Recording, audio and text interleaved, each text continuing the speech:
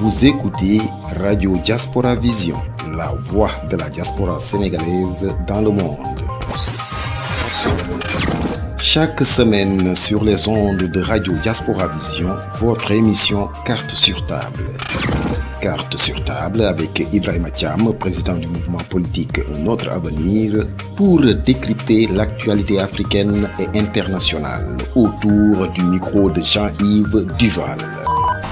Ibrahima Thiam face à Jean-Yves Duval dans l'émission Carte sur table, décryptage de l'actualité africaine et internationale. C'est chaque semaine sur Radio Diaspora Vision.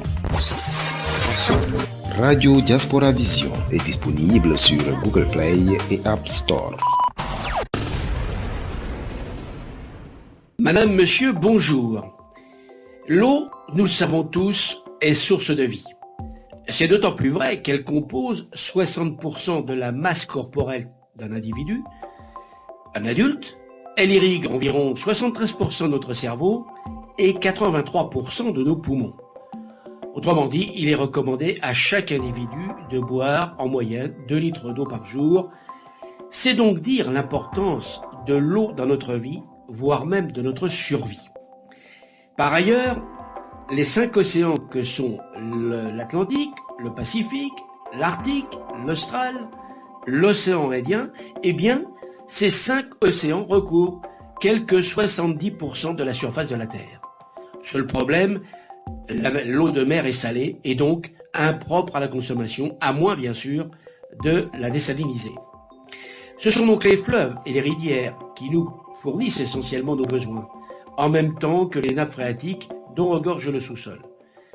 On comprend mieux dans ces conditions le rôle essentiel de l'eau qui par ailleurs joue aussi un rôle capital en termes d'irrigation des terres, de navigation et d'urbanisation.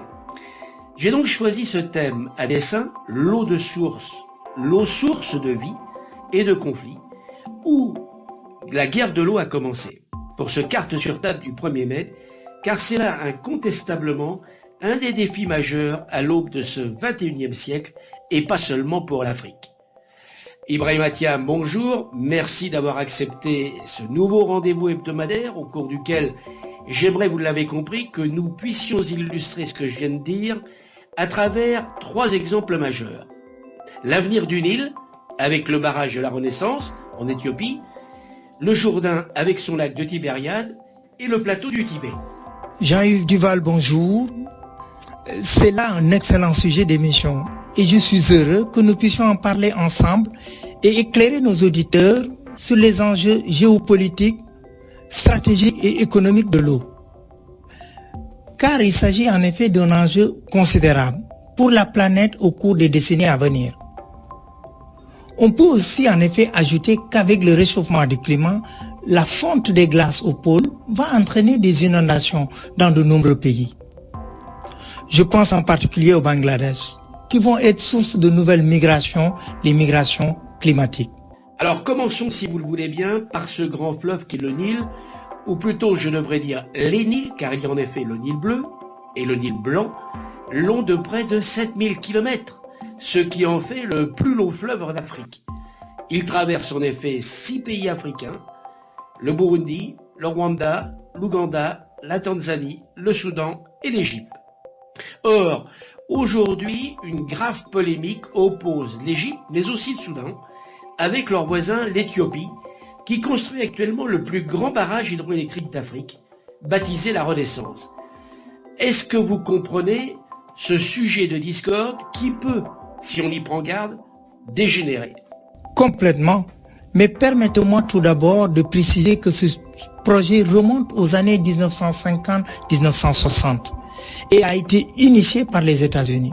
Les travaux ont donc commencé voici une dizaine d'années et doivent s'achever l'année prochaine. Si pour l'Éthiopie, ce barrage permettra de développer son agriculture ainsi que son énergie hydroélectrique, ce barrage de 175 mètres de haut et long de 1800 mètres sera 3 fois plus important que celui d'Assouan. Je passe, car il serait trop long de s'étendre sur le sujet, sur les conséquences environnementales d'une telle réalisation. pour ne retenir que les conséquences que le barrage va avoir sur ses voisins comme l'Égypte, dont les eaux venues des plateaux éthiopiens représentent 86% de l'eau consommée. Ce projet contrevient d'ailleurs à de nombreux traités signés antérieurement entre les différents pays riverains concernés par l'exploitation des eaux du Nil. Aujourd'hui, la Banque mondiale a été appelée à jouer les bons offices car le sujet menace de s'enflammer. Alors en cause, bien sûr, c'est le remplissage du barrage. L'Éthiopie souhaiterait le faire en 7 ans. On comprend bien évidemment pour quelle raison. En revanche, et on comprend aussi pour quelle raison, l'Égypte demande plutôt 15 ans. Bien sûr, afin de ne pas diminuer trop rapidement le débit du Nil. Vous avez raison, Jean-Yves Duval. L'Égypte craint en effet une pénurie d'eau pour ses 100 millions d'habitants au cours des 5 à 7 prochaines années. Mais comment faire entendre raison à l'Éthiopie, pour qui ce barrage est non seulement essentiel à son agriculture et à la fourniture d'électricité, mais aussi un sujet de fierté nationale. Nous avons là tous les éléments d'une confrontation. Si le dialogue et la raison ne l'emportent pas, les négociations sont tendues, mais tous les pays concernés ont intérêt à trouver un accord. Surtout qu'il faut tenir compte de la gestion de l'eau qui n'est pas la même lorsque les pluies sont suffisantes ou lorsqu'on vit des périodes de sécheresse. Vous faisiez allusion il y a un instant aux conséquences environnementales, mais 3 chiffres en disent plus long que de longs discours. Un lac réservoir de 1600 km², 67 milliards de mètres cubes d'eau, sans parler de 20 000 personnes déplacées. Alors évidemment, dans ces conditions, on mesure mieux les conséquences écologiques et humaines d'un tel projet. Ce qui est catastrophique dans cette affaire, c'est que l'Éthiopie n'a pas réalisé d'études d'impact de ce projet, encore moins de consultation avec les autres pays de l'aval. On ne mesure pas non plus les conséquences d'un projet aussi pharaonique sur la biodiversité de la région.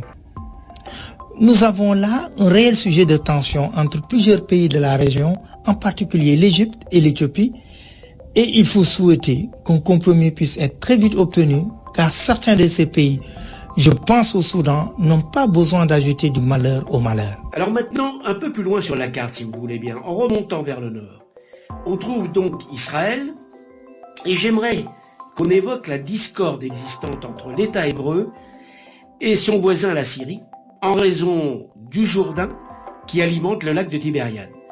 Alors cette situation est d'autant plus conflictuelle qu'il s'agit de 2 pays en guerre, où chacun revendique la possession du plateau du Golan, qui est présenté comme un véritable château d'eau, avec ses nombreux cours d'eau, et puis aussi comme un lieu militaire stratégique.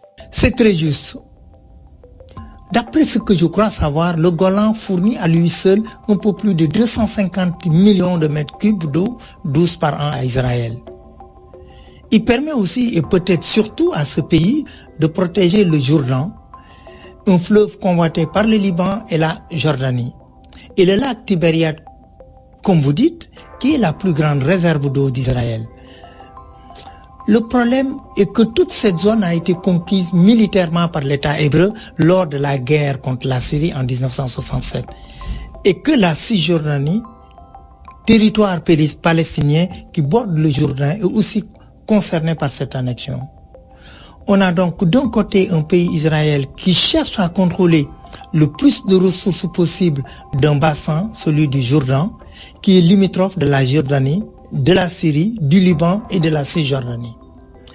Cette situation oblige la Jordanie et la Cisjordanie notamment à puiser leurs besoins en eau dans les nappes phréatiques. Quant à la Syrie, elle prélève l'eau de l'Euphrate. Un ancien premier ministre israélien, Isaac Rabin, disait que le partage de l'eau était indispensable pour éviter l'explosion de la région. Je le rejoins totalement, car il s'agit de la survie de la Palestine. L'eau est devenue un enjeu vital. On a vu avec la guerre des 6 jours qui a modifié profondément la donne géopolitique du bassin du Jourdain. À cela s'ajoutent des données symboliques ou confessionnelles. Pour les Palestiniens, l'eau est un don du ciel, une source illimitée. Alors, dans l'imaginaire des Juifs, L'eau est rare, donc précieuse. Elle a permis aux premiers sionistes de cultiver la terre dans les kibbutz. Ce problème de l'eau est pratiquement insoluble et nombre de pourparlers de paix entre Israël et les Palestiniens bloquent en partie à cause du facteur hydrique. Venons-en pour finir au Tibet. Troisième exemple que j'ai choisi pour illustrer cette guerre de l'eau. Alors les vastes ressources en eau de ce haut plateau représentent en effet un intérêt majeur de la présence chinoise au Tibet. Car n'oublions pas qu'il est le berceau de l'un des plus grands fleuves d'Asie. En annexant le Tibet, les Chinois savaient ce qu'ils faisaient. Non seulement il leur a permis d'installer de nombreux sites nucléaires et d'avoir la même mise sur des vastes ressources en minéraux, mais aussi de réaliser un hold-up sur l'eau. Avec le réchauffement climatique, le contrôle du Tibet permet en effet à la Chine de faire de l'eau une arme politique. Le Tibet fournit ainsi près d'un tiers des besoins en eau de l'Empire du Milieu, et ce depuis son annexion, voici près de 70 ans. Vous avez raison Jean-Yves Duval de parler du berceau d'un des plus grands fleuves d'Asie. C'est là en effet que le Mékong prend sa source, mais aussi l'Indus, le fleuve jaune, le Brahmaputra et d'autres. Dans la région, seul le Gange prend naissance sur le versant indien de l'Himalaya. La Chine peut ainsi, grâce au Tibet, disposer d'énormes réalisations hydroélectriques indispensables à son développement. Les Tibétains, mais pas seulement eux, les Indiens aussi, et tous les défenseurs de l'environnement sont très inquiets des projets chinois de capter les eaux des rivières tibétaines et d'ériger des barrages, entre autres sur le Brahmaputra, afin d'irriguer la Chine du Nord asséchée. C'est exact. On parle là d'un projet titanesque hors de prix. Une nouvelle grande muraille de l'eau qui pourrait être construite au prix de plusieurs dizaines de milliers de vies et du déplacement de centaines de milliers d'autres. On parle beaucoup depuis au moment de la route de la soie. Il faut aussi parler de cette grande route du transfert d'eau. On néglige trop les risques de tension dans la région liés à l'eau. Savez-vous, Jean-Yves Duval, que près d'1,5 milliard de personnes situées en aval comme l'Inde, le Pakistan et le Bangladesh dépendent de l'eau des fleuves, dont les sources sont au Tibet, sous occupation chinoise. Aujourd'hui, problème régional, certes, cette situation pourrait très vite devenir un problème global. Un scientifique dont j'ai oublié le nom a déclaré récemment « Regardez la Chine détruire les Tibet, c'est comme regarder quelqu'un qui irait détruire tout l'Antarctique. » Sur le plateau tibétain, les températures augmentent 3 fois plus vite que la moyenne. Or, ces glaciers jouent un rôle de régulateur climatique au niveau de la région. Et ceux-ci fondent actuellement, en même temps que des rivières s'achèvent. Ce qui ne manquera pas d'avoir des répercussions effroyables à l'avenir. En conclusion, moi je dirais, on parle de plus en plus, bien sûr, comme vous y faisiez allusion à l'instant, de la fonte des calottes glaciaires himalayennes.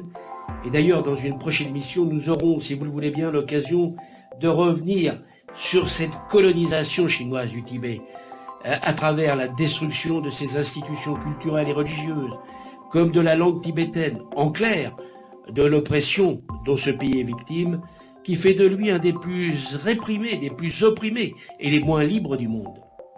Alors aujourd'hui, vous l'avez compris, Ibrahim Thiam, je souhaitais qu'ensemble, nous évoquions cette situation, ô combien sensible, qui nous conduira peut-être un jour prochain à une guerre de l'eau, après que nos ancêtres, paradoxe de l'histoire, ou plutôt de la préhistoire, aient dû combattre pour la guerre du feu. Alors merci Ibrahima Thiam d'avoir répondu à nos questions d'aujourd'hui. Je vous remercie Jean-Yves Duval. En cette période de confinement, votre émission d'aujourd'hui nous a permis de voyager en Afrique, au Moyen-Orient et en Chine pour évoquer un problème, le manque d'eau douce sur la planète, qui va prendre de plus en plus d'importance dans les années qui viennent. C'est là un sujet essentiel auquel sont d'ores et déjà confrontées nos sociétés, aussi bien qu'occidentales, asiatiques, qu'africaines et américaines. Et merci d'avoir provoqué ces réflexions sur le plateau de Diaspora Vision. C'est donc ainsi que se termine cette émission et je veux remercier nos auditeurs d'y être fidèles. Je vous donne rendez-vous donc à tous samedi prochain et d'ici là, passez une bonne semaine. Vous écoutez Radio Diaspora Vision, la voix de la diaspora sénégalaise dans le monde. Chaque semaine sur les ondes de Radio Diaspora Vision, votre émission Carte sur table. Carte sur table avec Ibrahima Thiam, président du mouvement politique Notre Avenir, pour décrypter l'actualité africaine et internationale autour du micro de Jean-Yves Duval. Ibrahima Thiam face à Jean-Yves Duval dans l'émission Carte sur table, décryptage de l'actualité africaine et internationale. C'est chaque semaine sur Radio Diaspora Vision. Radio Diaspora Vision est disponible sur Google Play et App Store.